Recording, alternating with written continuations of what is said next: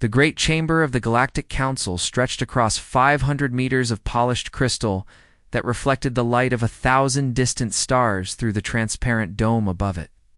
And within this ancient hall where civilizations had gathered for 12,000 years, stood representatives of every known intelligent species in the explored galaxy, all waiting for the vote that would determine the fate of a small blue world orbiting an unremarkable yellow star. Ambassador Thelkin, the Kryn hegemony, rose from his seat with the fluid grace of his serpentine species and his scaled hands gripped the podium as he addressed the assembled multitude with a voice that carried the weight of military authority and imperial certainty. Honored delegates of the council, we have observed the species called humanity for 50 standard cycles since they achieved faster-than-light capability. Thelkin began as holographic displays flickered to life around the chamber, showing images of human warships and cities, and industrial complexes that sprawled across their homeworld. In this brief time, they have demonstrated patterns of behavior that our xenosociologists have identified as profoundly concerning and potentially catastrophic too. Galactic stability. The displays shifted to show historical footage from Earth itself, and the images were brutal in their clarity as wars raged across the human homeworld, with weapons that turned cities to ash and armies clashed with a ferocity that made even the battle-hardened Kryn military commanders uncomfortable as they watched. Species fighting against itself with technological innovation driven primarily by the desire to kill one another more efficiently. They wage war constantly, continued the Kryn ambassador as his tongue flickered in agitation. They have divided themselves into nearly 200 competing nations, and their entire technological advancement has been fueled by military competition, and they have nearly destroyed themselves 3 times with weapons of planetary destruction, yet each time they stepped back from the brink. They simply developed more efficient methods of violence. A Zephyrini delegate whose crystalline body chimed softly with concern raised one of her multiple appendages to speak, and her melodic voice carried a note of sympathy that seemed out of place in the grave. Proceedings. Ambassador Thelkin, surely we must consider that internal conflict is a common phase of species development, she offered with gentle reasoning. Many of us here engaged in similar struggles before achieving unity and joining the Council as peaceful members of the galactic community. Thelkin's eyes narrowed, and his response carried the sharp edge of certainty as he gestured to new images that appeared in the holographic displays, showing human vessels moving through space with aggressive patrol patterns, and military formations that suggested preparation for conflict rather than exploration. The difference, dear colleague, is that humanity has not outgrown their violent nature, he said with emphasis on each word, as if explaining something obvious to a child. They have simply redirected it outward, and our intelligence indicates they are already developing weapons, specifically designed to counter our known defensive technologies, despite having never encountered hostile alien forces and their military doctrines. Anticipate conflict, not cooperation. The chamber erupted in worried murmurs as delegates turned to one another with concerned gestures and worried communications across their species-specific neural networks, while others accessed the classified reports that had been distributed before the session began. And the evidence was indeed troubling, as human military expenditure exceeded that of species twice their age and spacefaring capability high. Counselor Vexen called for order with a resonant tone that silenced the chamber, and his ancient form, which had presided over the council for 3 centuries, radiated authority as he addressed the assembly with measured words. We have reviewed the comprehensive report prepared by the Xenosociology Institute, Vexen stated, as his 4 eyes swept across the gathered representatives. Their conclusion, based on 5 decades of careful observation, is that humanity represents a clear and present danger to galactic peace, and that if left unchecked, they will inevitably seek to dominate or destroy neighboring civilizations once they expand beyond their current territorial boundaries. Human transmissions suddenly crackled through the chamber's communication systems, and the face of Secretary General Maria Chen appeared on the displays with her dark eyes steady and her voice calm, despite the tension that must have gripped her as she spoke on behalf of her entire species. Honored council members, I ask that you reconsider this course of action, she said with dignity and restrained passion. Humanity seeks only peaceful cooperation with the galactic community, and our military preparations are purely defensive in nature. As we do not know What awaits us among the stars in our history of conflict has taught us the value of peace, and we wish only to learn from more advanced civilizations. Thelkin responded immediately with dismissive certainty as he gestured at the displays showing human weapons and fortifications. Your words speak of peace, Secretary General, but your actions betray your true nature, he said with cold authority.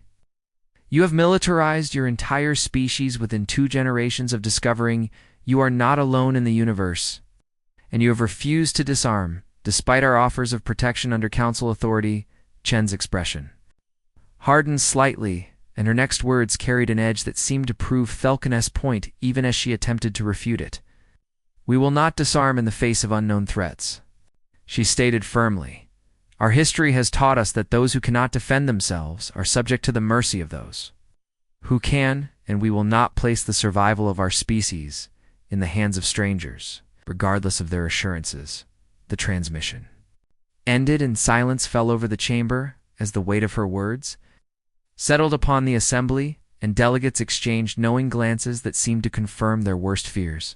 Boast about human nature as the Secretary General's refusal to show submission was interpreted as evidence of inherent aggression rather than reasonable caution. Vexen called for the vote with solemn ceremony as the fate of an entire species hung in the balance. All those in favor of Resolution 8847H, which authorizes the immediate subjugation of the human species and the establishment of a protectorate government on Earth to prevent future aggression against the galactic community, please indicate your assent.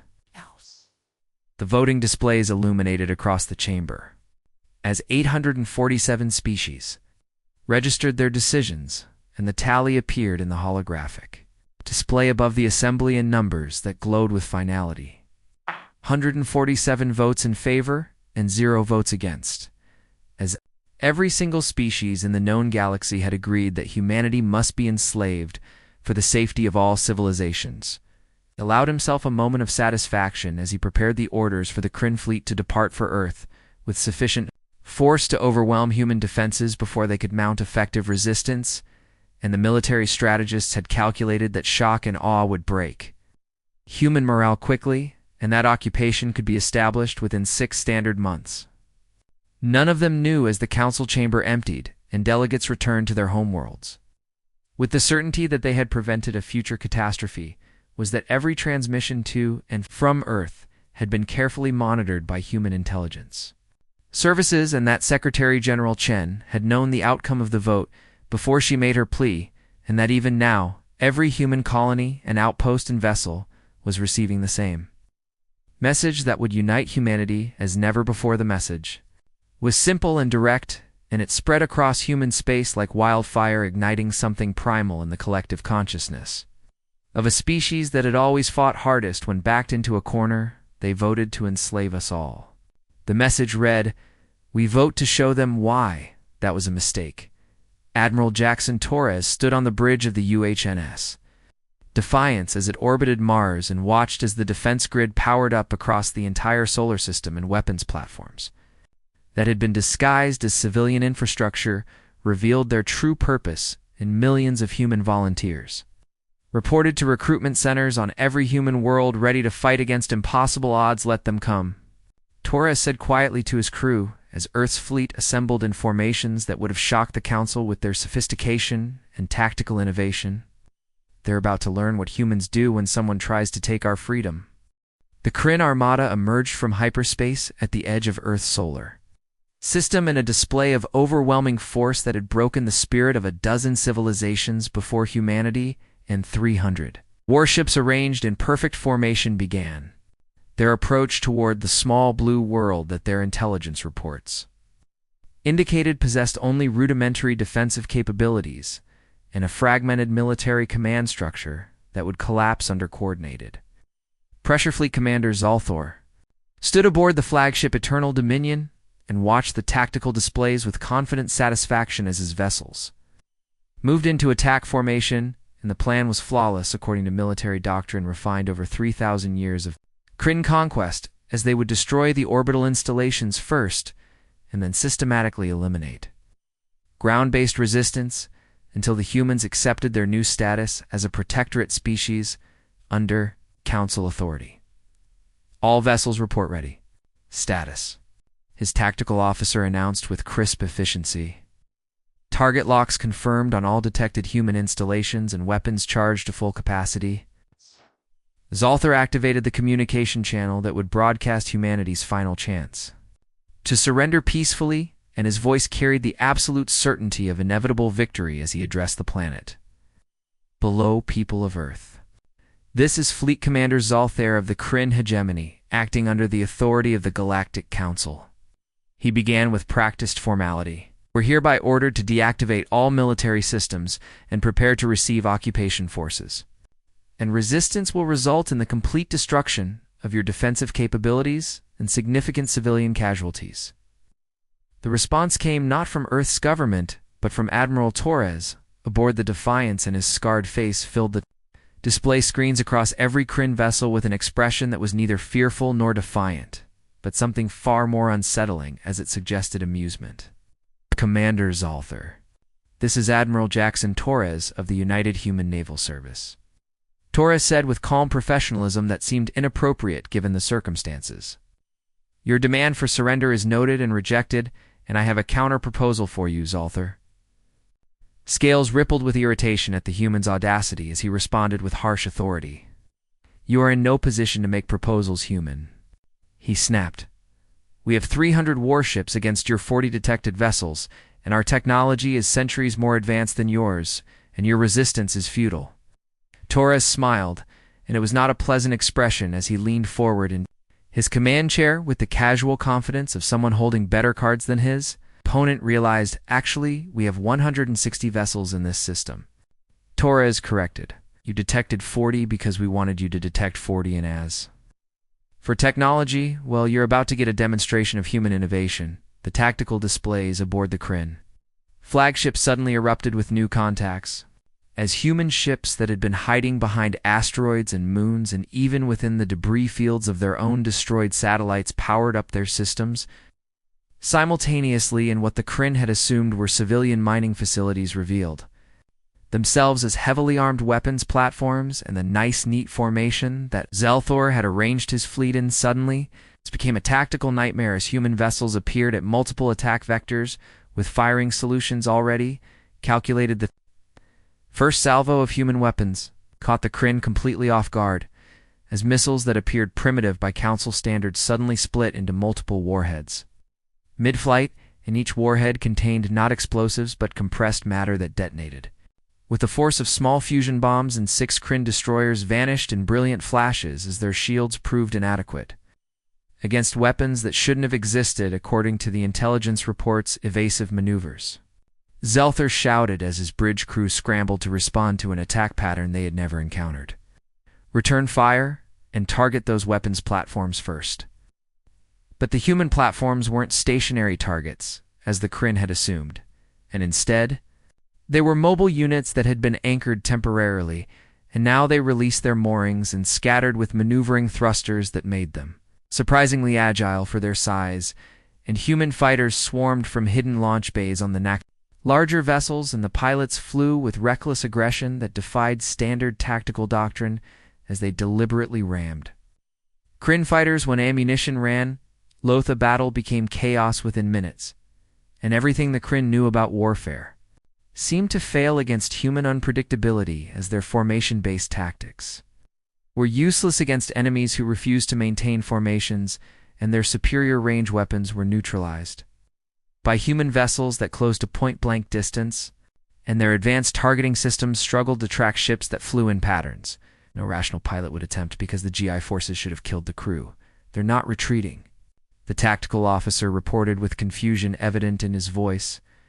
The damaged vessels are continuing to engage, even with critical systems failing. Zalthar watched in growing horror as a human cruiser with half its hull torn open in atmosphere, venting from multiple breaches, continued to fire its remaining weapons at a Kryn battleship until the very moment its reactor went critical, and the resulting explosion took the battleship with it, in a mutual destruction that made no tactical sense according to any known military doctrine.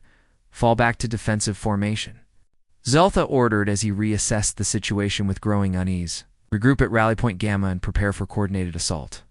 The Kryn Plead attempted to withdraw to a safe distance, but the humans pursued with relentless aggression.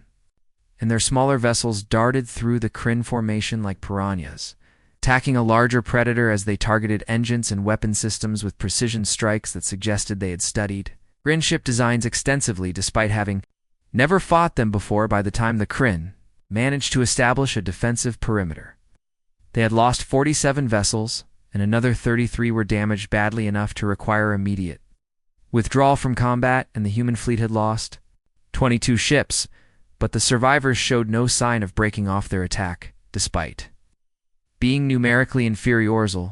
Thar sent an emergency transmission to the Galactic Council requesting immediate reinforcements, and his message was stark in its assessment of the situation. Human military capability has been severely underestimated. He reported with professional detachment that barely masked his growing fear. They employ weapons and tactics not documented in any intelligence briefing, and their forces demonstrate a willingness to accept casualties that suggests fanatical dedication, and request additional forces from at least 6 species to ensure successful completion of subjugation. The Council's response came within hours as 12 additional species committed their fleets to the Earth operation, and ships began arriving in the solar system over the following weeks, until the combined Council force numbered over 1,000 vessels, representing the military might of the most advanced civilizations in the galaxy. Admiral Torres watched the enemy reinforcements arrive with grim satisfaction as he reviewed casualty reports and damage assessments aboard the battered Defiance. They're bringing more ships, his executive officer observed with concern. We can't win a straight fight against those numbers. We're not trying to win a straight fight, Torres replied as he studied the tactical display showing the deployment patterns of the Council fleet. We're buying time for the construction yards and keeping them focused here while our science teams work. What the Council forces didn't know was that human engineers had been dissecting the wreckage of destroyed Kryn vessels with desperate speed, and that every piece of alien technology was being reverse-engineered by teams working around the clock in hidden facilities throughout human space, and that the weapons and ships they were building now incorporated both human innovation and alien advancement in combinations that neither side had considered possible. 3 months into the siege of Earth, the first human vessels equipped with captured Council technology engaged the blockading fleet, and the Kryn discovered that their shields were ineffective against weapons that used their own energy signatures, and that their encrypted communications had been completely compromised by human codebreakers, who had cracked in weeks what should have taken decades. The Council fleet began taking casualties at an accelerating rate as human tactics evolved faster than alien commanders could adapt, in every engagement provided more wreckage for human engineers to study and more tactical data for human strategists to analyze, and the hunters were slowly becoming the hunted. Galthor sent another transmission to the TS Council, and this time his professional composure had cracked entirely as desperation bled through in his words. We are no longer conducting a subjugation operation, he reported to the assembled delegates who watched from the safety of their distant homeworlds. We are fighting for survival against an enemy that learns from every encounter and refuses to accept defeat, and I respectfully submit that we may have made a catastrophic error in judgment regarding human nature, High Counselor. Vexen responded with the full authority of the galactic government as he addressed the fleet. Commander, with words meant to steady resolve. 2 years had passed since the Galactic Council voted to enslave humanity, and the siege of Earth had ground to a stalemate as Council forces found themselves unable to break through the increasingly sophisticated human defenses while suffering unsustainable casualties with each attempt. And Fleet Commander Zelthor now commanded from a heavily fortified position in the outer solar system, rather than the aggressive assault formation he had originally deployed with such confidence. Council delegates gathered in emergency session as casualty reports from the Earth operation reached numbers that shocked even the military species who had considered war an acceptable tool of policy, and representatives who had voted so easily for human subjugation now questioned the wisdom of continuing an operation that had cost thousands of ships and hundreds of thousands of lives with no end. Inside, Ambassador Thelkin addressed the assembly with considerably less certainty than he had displayed 2 years earlier as he presented the military It's a situation with brutal honesty. The human defensive perimeter remains intact, despite our commitment of forces from 43 species. He reported as holographic displays showed the tactical situation around Earth. Their technology now rivals our own in many areas and exceeds it in weapons, innovation, and their industrial output has quadrupled since the beginning of the operation. While our supply lines stretch across hundreds of light years, High Counselor Vexen studied the reports with growing unease as he recognized the mathematics of the situation and no amount of technological superiority mattered if the enemy could replace losses faster than you could inflict them, and humanity had turned their entire civilization into a war machine with an efficiency that suggested they had been preparing for exactly this scenario. What are our options? Vexen asked, though he suspected he already knew the answer. Elkines. Response confirmed his fears as the Kryn ambassador laid out the stark reality. We can continue the blockade indefinitely at current force levels, which prevents human expansion, but costs us steady casualties, or we can withdraw entirely and hope humanity is satisfied with defending their current territory, or we can commit additional forces for a final overwhelming assault.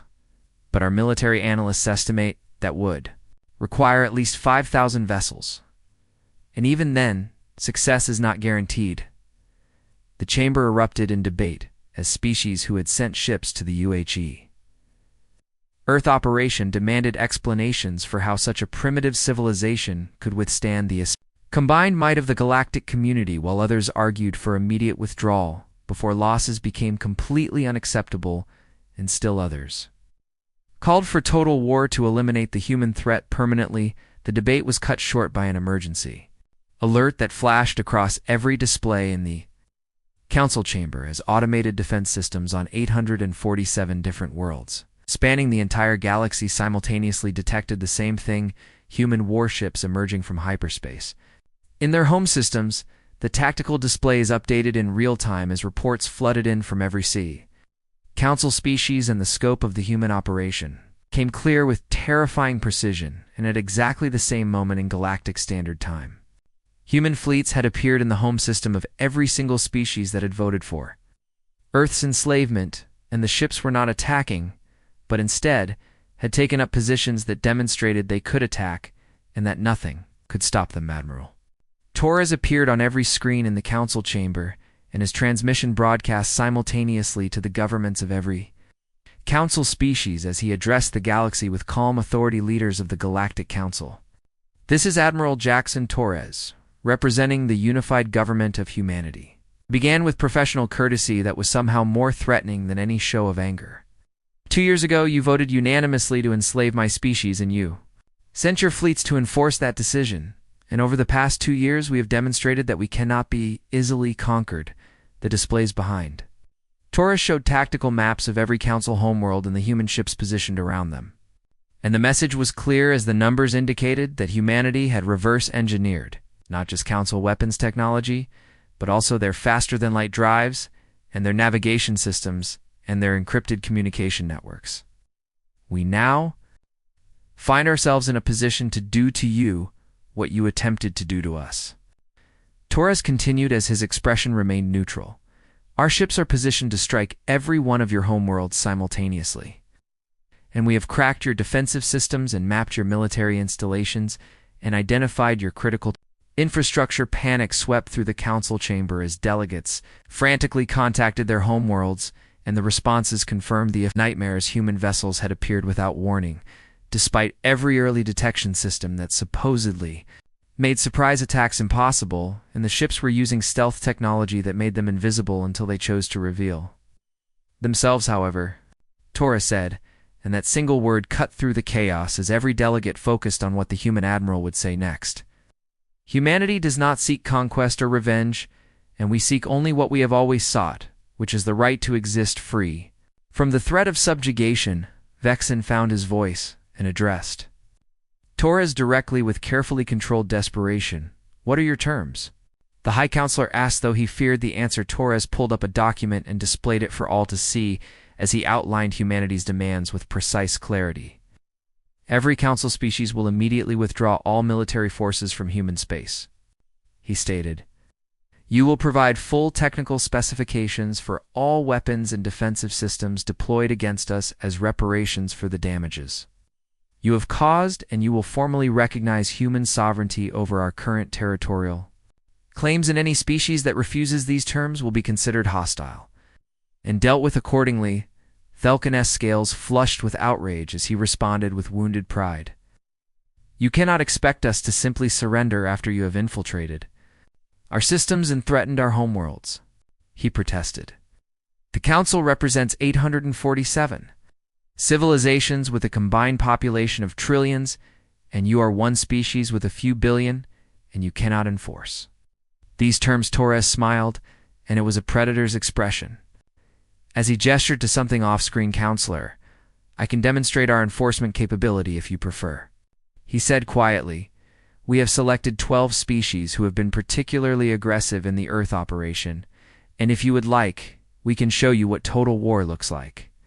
When humans commit to it fully, the transmission cut to different feeds showing human fleets around the homeworlds of 12 proud empires who had refused humanity's initial surrender demand, and the species included the Kryn, Hegemony, and the Zephyrini Collective, and 10 others who had contributed the most ships to the attempted subjugation. What followed was a demonstration of military precision that shocked the galaxy as human forces struck with coordinated efficiency in the attacks, targeted military installations with weapons that tunneled through shields and defensive systems that should have been impenetrable, and orbital platforms that had defended their worlds for centuries vanished in cascading explosions. But what truly horrified the watching Council delegates was not the destruction itself, but the surgical precision of it, as human weapons eliminated its military targets while leaving civilian populations completely untouched, and cities remained intact while their defensive grids collapsed and spaceports converted to civilian use continued operating while military shipyards burned. The 12 species lasted 3 months exactly before their governments collapsed and military command structures disintegrated, and populations that had never known the fear of invasion suddenly understood what it meant to be completely helpless against a superior force. And throughout those 3 months, human forces demonstrated restraint that confused and terrified their enemies in equal measure, as they destroyed military capacity without massacring civilians, and they dismantled governments without enslaving populations, and they achieved total victory without committing any of the atrocities that usually accompanied conquest. The Kryn homeworld fell last as human marines stormed the Imperial Palace and captured fleet commander Zolthar, along with the entire Hegemony leadership, and the Kryn, who had led the initial invasion of Earth, found himself kneeling before Admiral Torres in the very chamber where Kryn emperors had commanded fleets for 3,000 years. "You could kill us all," Zalthor said with quiet resignation. "Your forces control our world completely, and we are at your mercy." Torres looked down at the defeated commander, and when he spoke, his voice carried neither triumph nor hatred, but something closer to pity. "We could," Torres agreed, "but we won't, and that's the difference between us and you you assumed that because we were capable of violence, we would be as cruel as you have been to others, and you were wrong." The human admiral turned to address the Kryn leadership assembled under guard as he explained humanity's intentions with brutal clarity. "We're not here to conquer you," Torres stated. "We're here to ensure you never threaten us again, and your military will be reduced to defensive forces only, and your government will be restructured to prevent. The Great Chamber of the Galactic Council has been redesigned according to human specifications, and where once representatives of 847 species had sat in comfortable seats arranged by diplomatic protocol, they now stood in rows like defendants awaiting judgment in the crystal dome that had displayed the beauty of distant stars. Now showed live feeds from their conquered homeworlds as a constant reminder of their situation. Secretary General Maria Chen entered the chamber with a presence that commanded attention despite her small stature compared to many of the alien species gathered there.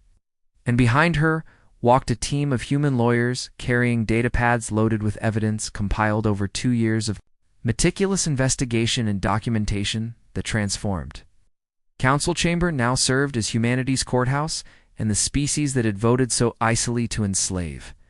Earth would face trial not for their military actions during the war, but for the vote itself and the presumption that they had the right to strip another civilization of its freedom. Chen approached the central podium where High Counselor Vexen had once presided over galactic affairs, and when she spoke, her voice carried through translation systems to every species present as she addressed them with formal gravity. Representatives of the former Galactic Council, you stand accused of conspiracy to commit species-wide enslavement and of voting to deprive humanity of its fundamental right to self-determination and of authorizing military action based on the potential for future aggression rather than any actual hostile act. Chen began as she gestured to the holographic displays that flickered to life around the chamber. This tribunal has been convened to examine the legal and moral basis for your decision and to hold accountable those who believe they had the authority to enslave an entire civilization. Ambassador Thelkin, who now stood among the accused rather than presiding over them, attempted to mount a defense with whatever dignity he could salvage from the situation. Secretary General, you cannot hold us accountable for acting in what we believe to be the galactic community's best interests. He argued with carefully measured words. Our intelligence indicated that humanity posed a threat, and we acted to neutralize that threat before it could materialize. And this was a strategic decision made in good faith. Chen turned to face the Kryn ambassador directly, and her expression showed no sympathy as she responded with devastating precision. Ambassador Thelkin, your own records indicate that humanity had committed exactly 0 acts of aggression against any council species. She stated as documents appeared on the displays showing intelligence reports filed over the 50 years of human observation. We had engaged in no territorial expansion beyond our own system, and we had made no threats against our neighbors. And we had proposed nothing more aggressive than peaceful trade negotiations. She gestured, and the displays shifted to show different images as she continued her prosecution. Yet your intelligence services compiled reports, focusing exclusively on our military capabilities, while ignoring our diplomatic overtures. Chen said as highlighted passages appeared showing selective interpretation of human behavior. You documented our defensive preparations while dismissing our peace proposals, and you characterized our refusal to unilaterally disarm as evidence of hostile intent rather than reasonable caution. A Zephroni delegate, whose crystalline structure now seemed dimmed by shame, raised one appendage to speak, and her voice carried genuine confusion. But your species was so violent, she protested weakly. Your history showed constant warfare and technological development driven by military innovation. And how could we not see that as a threat? Chen nodded as if she had expected this argument, and when she responded, her words cut through the attempted justification with brutal logic. Let me show you something, she said as new displays activated showing historical records from various council species. These are records from your own civilizations and the Kryn hegemony engaged in 3 civil wars during their pre-spaceflight era, and the Zephroni Collective exterminated to rival species on their homeworld. Before achieving unity, and the Hepter Union used biological weapons against their own population centers during political disputes. The chamber fell silent as species after species saw their own violent histories displayed for all to witness, and the humans had done their research thoroughly as they presented evidence of atrocities and conflicts and aggressive actions committed by nearly every council member during their development. Every single species in this chamber has a history of violence. Chen continued relentlessly. Many of you engaged in conflicts far more brutal than anything humanity has done. And yet when you achieved spaceflight, the council welcomed you and offered you membership and assisted your development into peaceful civilizations. She paused to let that sink in before delivering her conclusion. But you denied us that same opportunity, she stated with cold anger, barely restrained beneath professional composure. You looked at our history and saw only violence while ignoring your own, and you judged us by a standard you never applied to yourselves, and you voted to enslave us. Not because we were different from you, but because we reminded you of what you used to be. Vexen, who had remained silent throughout the proceedings, now spoke with the weight of his centuries bearing down on him. What would you have us do, Secretary General? He asked quietly. We cannot undo the vote or restore the lives lost in the war we initiated, and we are at your mercy completely. Chen looked at the assembled representatives with an expression that mixed disappointment and determination as she outlined humanity's demands. We are not interested in revenge or reparations. She said, we do not want your territory or your resources, and we do not seek to rule the galaxy or establish an empire. The delegates exchanged confused glances as they tried to understand what humanity wanted, if not the spoils of conquest. What we want is simple, Chen continued. We want you to admit you were wrong, and we want you to change the laws that allowed this to happen. And we want to ensure that no species ever again faces enslavement for the crime of potential future aggression. She pulled up a document and displayed it across all the screens as she explained humanity's proposed amendment to the Galactic Charter, the human rights provision. As we call it, establishes that no species may be subjugated or restricted based on predicted future behavior, Chen stated as lawyers distributed copies to every delegate. It requires actual evidence of hostile action before military intervention is authorized, and it guarantees every species the right to maintain defensive capabilities, and it establishes an appeals process for species accused of aggression. A Hepter delegate, whose multiple heads had been conferring among themselves, spoke with hesitant hope. And if we accept this amendment, you will release our worlds from occupation and restore our sovereignty. The delegate asked cautiously. Chen nodded, but her expression remained serious as she added conditions. We will, she confirmed. But first, each species represented here must formally apologize for the vote to enslave humanity, and you must acknowledge in your official records that you were wrong, and you must teach future generations about this mistake so it is never repeated. The chamber erupted in protests as proud civilizations balked at the humiliation of public apology, and species that had never admitted error found the prospect of formal acknowledgement unbearable, and delegates argued that accepting such terms would undermine their authority with their own populations. Chun waited for the noise to subside before speaking again, and her voice cut through the chaos with absolute authority. Let me be clear about your situation, she said coldly. Human forces control your homeworlds, and we have demonstrated our military superiority repeatedly, and we could strip you of everything and reduce you to primitive civilizations. If we chose to do so, she'd let that threat hang in the air before continuing. But we are offering you something unprecedented in the history of warfare. Chen explained, we are offering you dignity in defeat, and we are offering you a path to redemption, and we are offering you the chance to salvage something from this disaster you created. She gestured to the displays showing occupied worlds, where human forces maintained order, but had not engaged in looting or oppression. All we ask, in return, is that you tell the truth. Chen concluded, admit you were wrong and help us build a better system and ensure this never happens again. And is that really too high a price to pay for getting your freedom? Back one by one, the species representatives approached the podium to deliver their formal apologies, and some spoke with genuine remorse, while others could barely choke out the words through wounded pride, and each admission was recorded and transmitted across the galaxy as a permanent testament to the failed attempt to enslave humanity. The Kryn were last as Ambassador Thelkin stood before the assembly and spoke words that cost him everything. The Kryn hegemony acknowledges that we led the effort to subjugate humanity based on fear rather than evidence.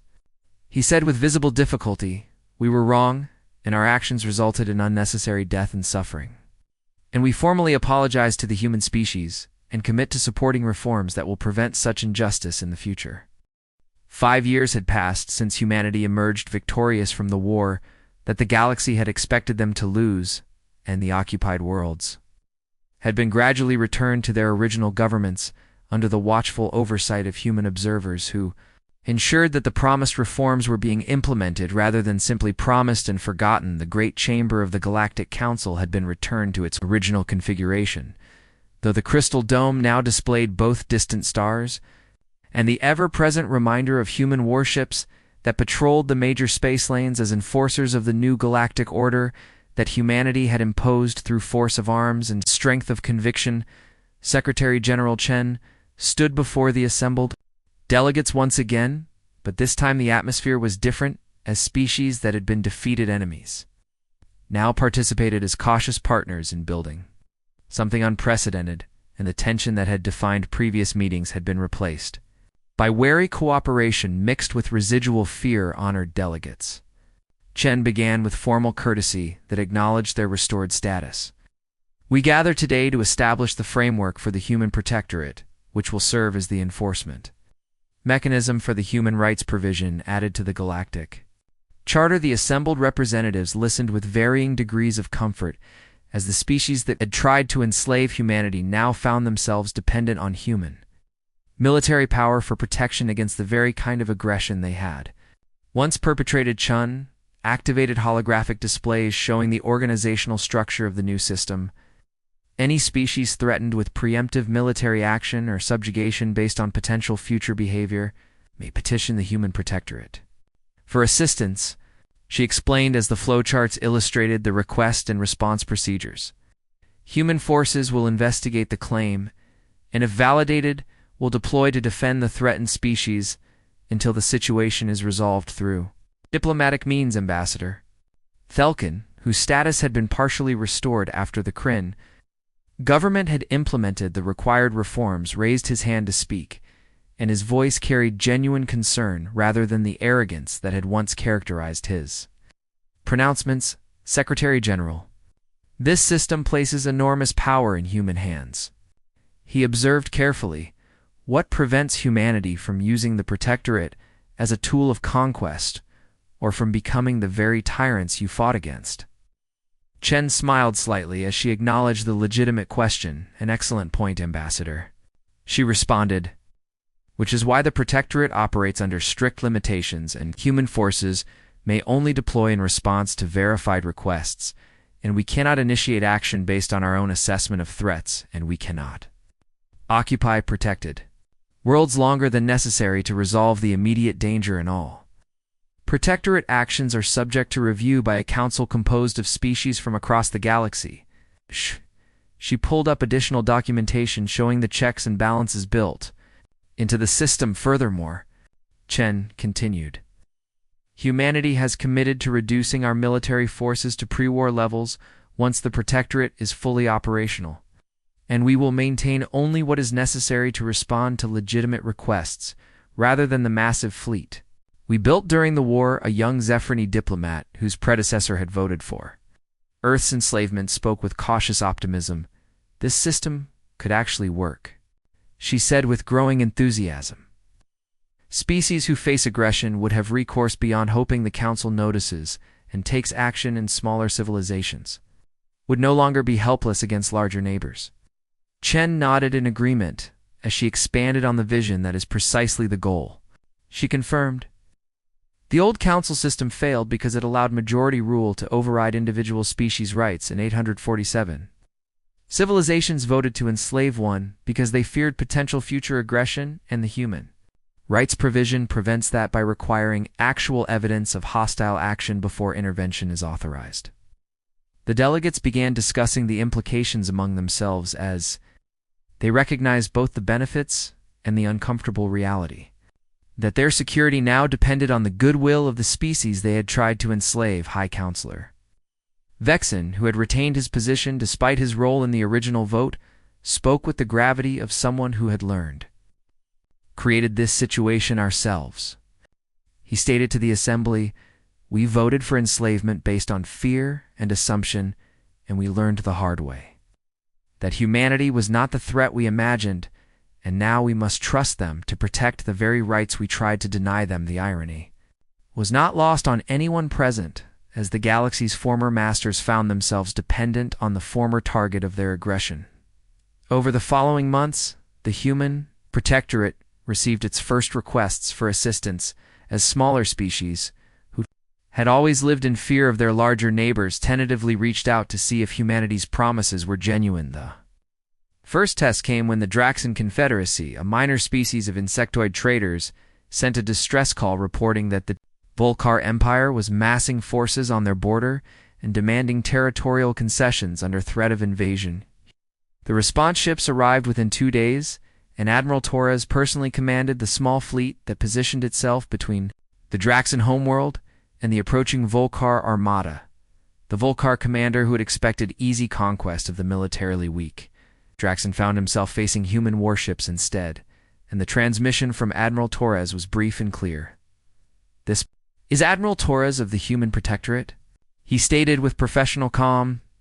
"The Draxon Confederacy has requested our assistance, and we are here to ensure their territorial sovereignty is respected, and you will withdraw your forces, or we will withdraw them for you." The Volcar fleet retreated without firing a shot as their commander remembered what had happened to the 12 species who had refused humanity's demands during the war. And the Draxon sent messages of gratitude that were broadcast across the galaxy as evidence that the Protectorate was more than empty promises.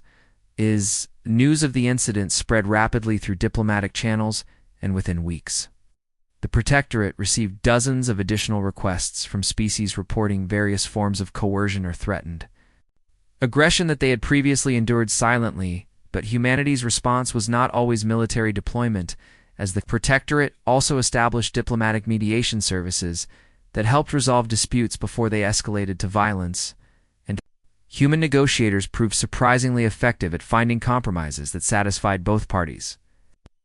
Hepter Economist, analyzing the new galactic order, published a report that was widely circulated among council members. The Human Protectorate has fundamentally altered the balance of power. The report concluded military strength no longer guarantees freedom to act, because even the weakest species can call upon human intervention, and this has reduced aggressive behavior across the galaxy by 47% in just 6 months.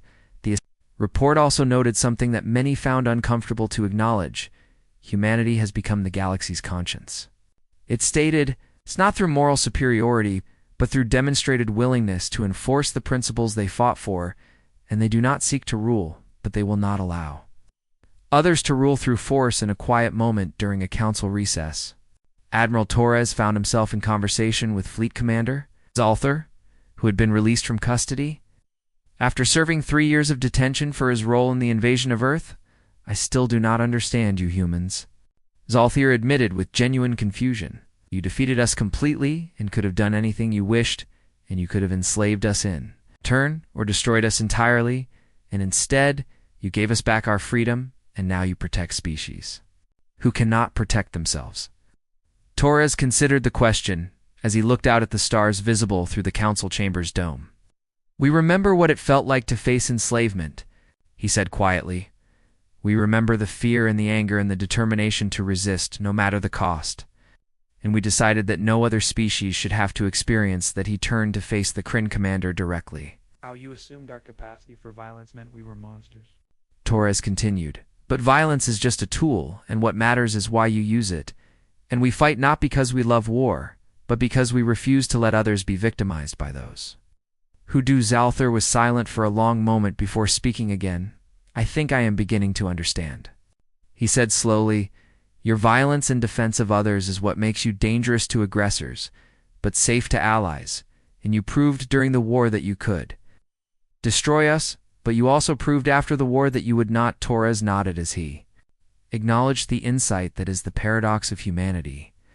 He agreed, "We are simultaneously the most dangerous species in the galaxy and the safest to be around, depending on whether you come in peace or war." The conversation was interrupted by an emergency alert as another request for Protectorate assistance came through the communication systems, and Torres excused himself to coordinate the response while Zalthar watched the human Admiral walk away to defend yet another species that could not defend itself.